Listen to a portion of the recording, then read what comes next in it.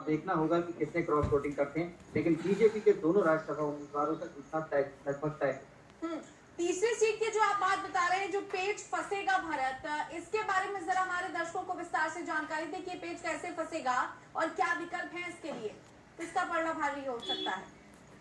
देखिए, अगर हम बात करें पहले के सिनेरियो में तो कांग्रेस मजबूत स्थिति में थी और कांग्रेस का दूसरा राज्यसभा कैंडिडेट भी निकल सकता था। लेकिन जब उनके 24 विधायकों ने इस्तीफे दे दिए तो उसके बाद अब उनके पास जो आंकड़ा बचा है उसमें उनकी एक सीट तो 52 विधायकों के साथ निकल रही है और दूसरे के लिए 52 विधायक हैं ही नहीं।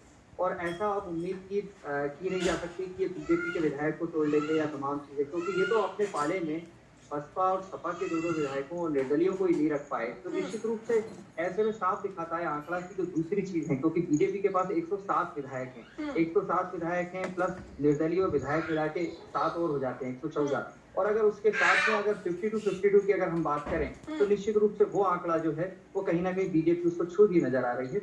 और इसके साथ ही अभी कुछ अगर कांग्रेस के लोग क्रॉस वोटिंग भी करते हैं, ऐसी उम्मीद की जा रही है, क्योंकि कुछ कांग्रेस खेमे के विधायक बीजेपी के नेताओं के लगातार संपर्क में हैं। तो साफ तौर पर कहा जा सकता है कि किसी भी सूरत में कांग्रेस दूसरी राज्यसभा सीट नहीं जीतेगी।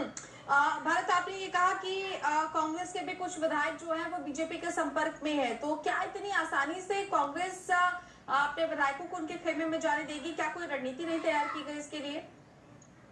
देखिए, रणनीति तो सब तैयारी की गई है, लेकिन चूंकि राज्यसभा का वोटिंग जो है वो बड़ा गोपनीय होता है और उसमें क्रॉस वोटिंग की आशंका इसलिए है क्योंकि कांग्रेस में रहते हुए अब कई लोगों को लगने लगा है कि अब देखिए सरकार बीजेपी की है, तमाम चीजें हैं, तो कई विधायक जिनको पहले से मंत्री नहीं बनाया गया था, कमलनाथ ने इग्नोर किया गया था, वो उनके संपर्क में बीजेपी के लोग लगातार बने हुए हैं। और अगर जिस तरीके से कहें बीजेपी ने इसको पूरा प्लान किया था, वो साफ तौर पे दिखाता है कि कांग्रेस पूरी तरीके से इसमें फेल नजर आई। दिग्विजय सिंह जो बड़े चाणक्य बनते हैं वो फेल नजर आए, कमलनाथ जो मैनेजमेंट के बड़े गुरु माने जाते हैं वो फेल नजर आए। अभी तो ये स्थिति है कि दिग्विजय सिंह को ही तमाम अगर हम करें तो पाले पड़ने कोशिश करनी पड़ रही है कि कोई विधायक उनके संबंध में क्रॉस वोटिंग ना करे। यही कारण है कि 52 विधायक चाहिए थे, लेकिन 2 या 3 विधायकों को एक्स्ट्रा बोला गया है कि वो दिग्विजय सिंह को वोट करें, क्योंकि कहीं ना कहीं क्रॉस वोटिंग की आशंका है। निश्चित तौर पर, यानी भरत अभी भी मतलब खतरे की जद में है दिग्विजय सिंह, या ये माने कि बाल बाल बच सकते हैं? नहीं, देखिए, चूंकि 92 विधायक है तो कांग्रेस ने कल दिन भर अपनी स्ट्रेटजी तैयार करी। कमलनाथ ने अपने यहाँ मॉक ड्रिल भी कराया, नए विधायकों को कैसे राज्यसभा में वोट देना है ये भी सिखाया और तमाम चीजों को हिदायत दी। तो ये तो मान लीजिए कि राजा का जीतना तय है और वो 6 साल के लिए राज्यसभा में चले जाएंगे। लेकिन निश्चित रूप से कांग्रेस की जो बिसात जमाई थी वो बीजेपी ने पूरी तरीके से उल्टी कर दी है। दूसरा राज्यसभा उम्मीदवार बीजेपी का जीतने वाला है और अगर बात करें तो सरकार में बीजेपी है और जो कांग्रेस के खेमे में लोग बैठते थे वो आज बीजेपी में बैठे हुए हैं। निश्चित तौर पर ऐसे में कांग्रेस को अपना किला यहाँ पर बचाने के लिए काफी मशक्कत करनी होगी भारत।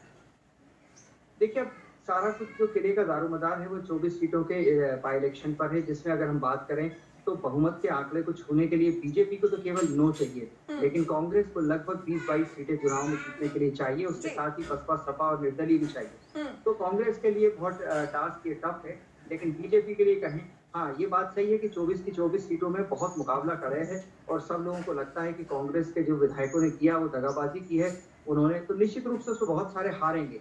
लेकिन चूंकि बीजेपी को 9 ही का ही आंकड़ा टच करना है, बीजेपी की कोशिश भी वही है और साथ में बीजेपी ये भी कर रही है कि बीजेपी अपने उम्मीदवारों के साथ कांग्रेस के उम्मीदवारों पर केवल भरोसा नहीं कर रही है, पैरेलल अपना भी उम्मीदवार एक डमी खड़ा करेगी। तो निश्चित रूप से बीजेपी के स्ट्रेटेजिकली पॉइंट ऑफ व्यू से बात करें तो बीजेपी बहुत इंपॉर्टेंट पोजीशन में है और काफी अच्छा अपना गेम प्लान कर रही है।